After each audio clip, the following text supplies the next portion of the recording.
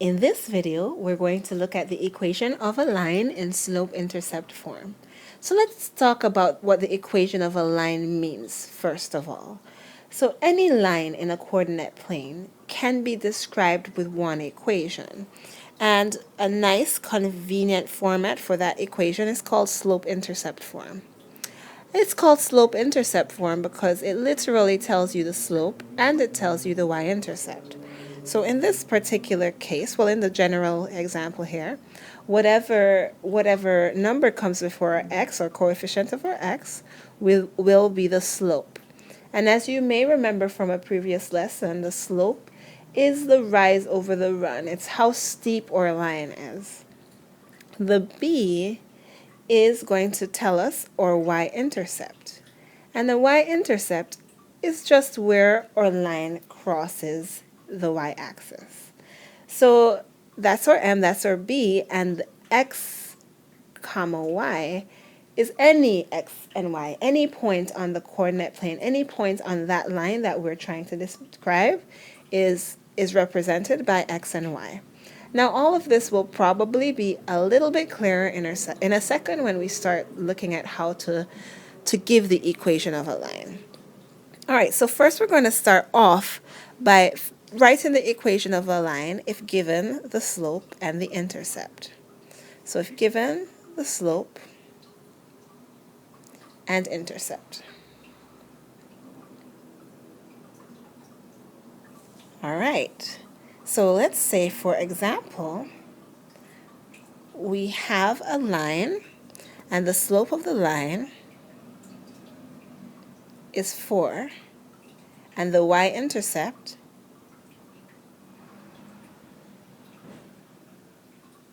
is 3. If we have our slope and we have our y-intercept, then our y equals mx plus b would be y equals, or slope m is 4, so we're going to put 4 for m, x plus b, or b or y-intercept is 3, so we'll put in 3 for our y-intercept. So the equation in this particular example is y equals 4x plus 3.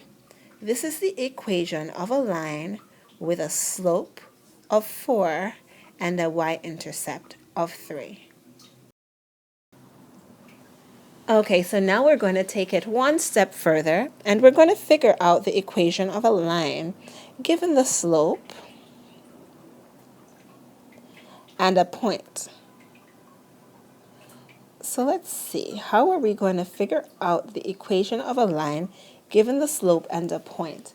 There are multiple ways to do this, and I'm going to show you what I find to be the easiest way in my opinion.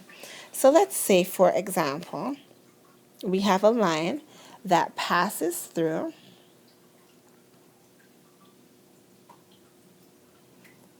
one comma 4 with a slope of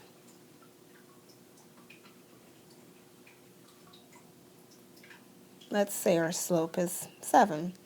And I want the equation in slope-intercept form. All right, well, we know the equation in general will look like this: y equals mx plus b. And we already spoke about the fact that the m represents the slope and the x and y are any points on the line. But in this particular example, we don't know what b is yet, and we need to figure out what b is. So in this case, we're going to take our x and y, and again, our x and y is any point, and we're going to take our m, which in this case is 7, and we're going to plug it into that equation. So now we have y, which is 4, so 4 equals m, which is 7, x, which is 1. We see x is 1 right here, so it's times 1 plus b. Now we can simplify and solve for b. 4 equals 7 plus b, and we can take 7 away from both sides, And we end up getting that b is equal to -3. So now that we know b, which is -3, and we know m, which is 7, we can write our equation just like we did in our previous example. The equation of this line is y equals m, which is 7x plus b, but b is -3, so we can actually just say -3. Y equals 7x minus 3. Make sure to leave x as x and y as y. Do not put numbers in there because this is the general line which tells you all about x and y all throughout the line. So the equation of our line is y equals mx plus b, y equals 7x minus 3. Finally, we're going to look at how to find the equation of a line given any 2 points on the line. So again, we're going to look at how to find the equation of the line given 2 points on the line. So for example, let's say you're told that a line passes through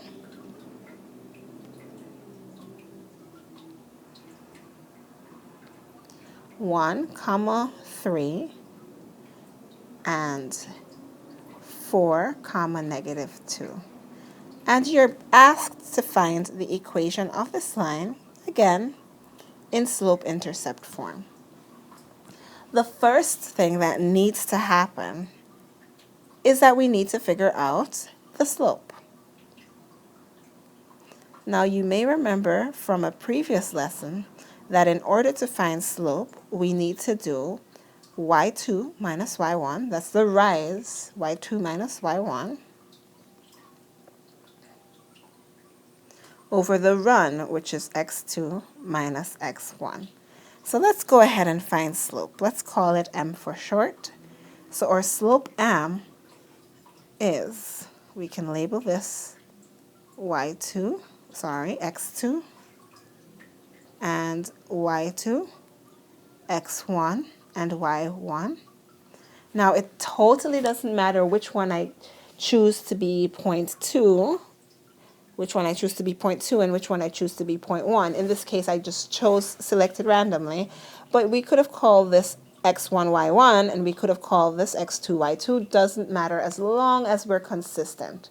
So I chose this to be x2, y2.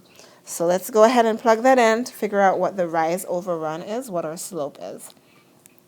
So we have here y2, which is 3, minus y1, which is -2, over x2, which is 1, minus x1, which is 4. So we have here that this is equal to 5 plus and plus, negative and negative, sorry, gives plus, over -3. So our slope is -5 over 3. And that is a good start. Now, once we do that, we can move on to our next step, which is to pick a point, any point. All right, so we're going to pick a point, and it's going to be, as I said, any or either point. Let's say either point. I'm going to work with my positive numbers because that's easier to do. So we're going to work with x as 1 and y as 3. And we're going to do what we did before. We're going to plug into y equals mx plus b. So our x, as we can see here, is 1, or y is 3, and we just figured out that our slope is -5 over 3. So let's go ahead and plug those numbers in. Y is 3 equals m, which is -5 over 3, x, which is 1, plus b. All right, so now we can do what we did before. So this step 2, was to pick either point and plug in x, y, and m. All right, great. So now we can simplify to solve for b, and we get here that b is equal to 14 over 3. All right, so now that we have b and we have m, we can now plug into our y equals mx plus b format, and the equation of our line is y equals negative 5 over 3x plus 14 over 3. And that's it for now.